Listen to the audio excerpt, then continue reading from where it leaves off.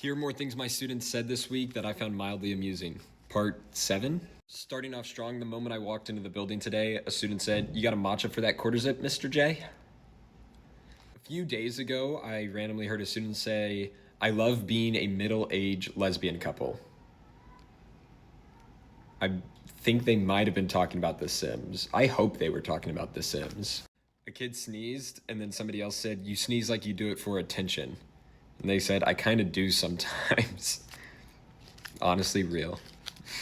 Sometimes you need a blessing.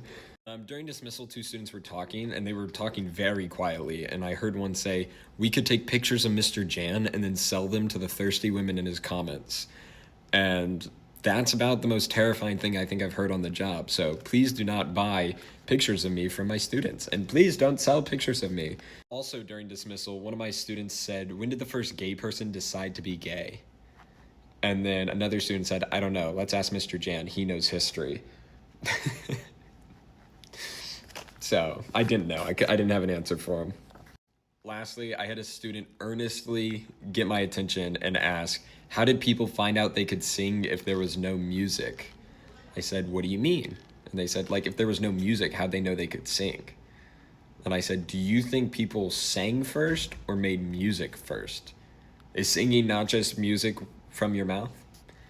And he didn't respond.